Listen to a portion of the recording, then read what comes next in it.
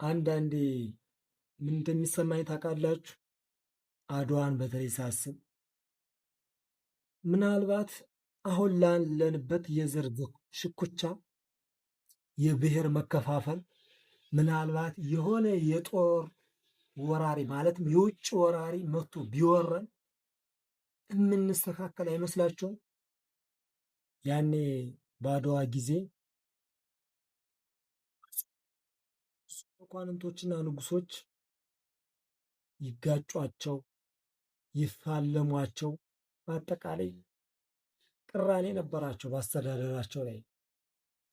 ለምሳሌ ራስ መንገሻ ዮሐንስ የትግራይ ገዥ ማለትም የአፄ ዮሐንስ አራተኛ ልጅ ከአፄ ምኒልክ ጋር ሽኩቻ ነበራቸው። ምክንያቱም አፄ ዮሐንስ አራተኛ ከሞቱ በኋላ ስልጣን እኔ ይገባኛል በማለት ማለት ነው። ግን አድዋ በ1888 ማለትም በፈረንጆች በ1896 በተደረገው የአድዋ ጦርነት ጊዜ ግን ሀገሬ ትበልጥብኛለች በማለት ወደ ጦርነት ዘምተዋል።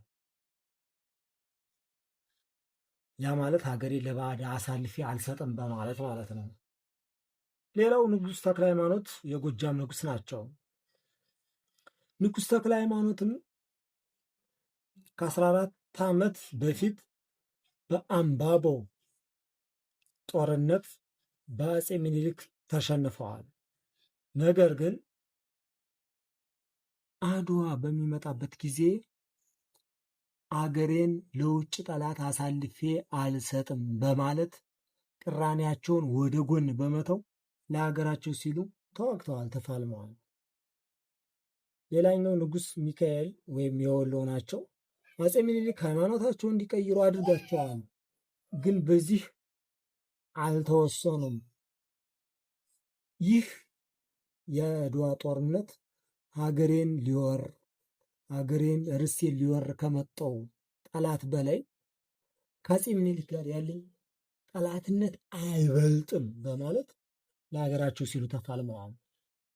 በተመሳሳይ እነ ራስ መኮንን እንዲሁም ሌሎች እና አሉላ አባ ነጋ በውስጥ ላይ ሌላ ቅራኔ የነበራቸው። ምክንያቱም በዛ ጊዜ ልክ እንዳሁኑ ሴራ የምንለው የተለያዩ ሴራዎች ነበሩ። ነገር ግን ያን ሁሉ የጎንዮሽ ሴራ ወደ ጎን በመተው ለሀገራቸው ሲሉ ተዋድቀዋል እና በጥቅሉ እኛ አሁን ላይ እየኖርን ነው። አንዳንዴ እንዲሁም ዞር ብዬ ሳስበው ያኔ እነሱ ባይዋጉ ኑሮ እኔ እንደዚህ ቁጭ ብዬ ሪከርድ አላደርግ ነበር ታውቃላችሁ።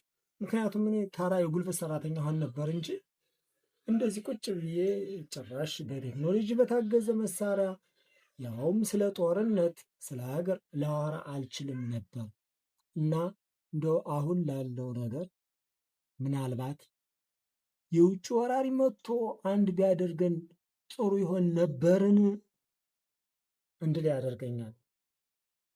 እንግዲህ የግል አስተያየት ነው። በነገራችን ላይ እንኳን አደረሳችሁ ለ130ኛው የአድዋ የድል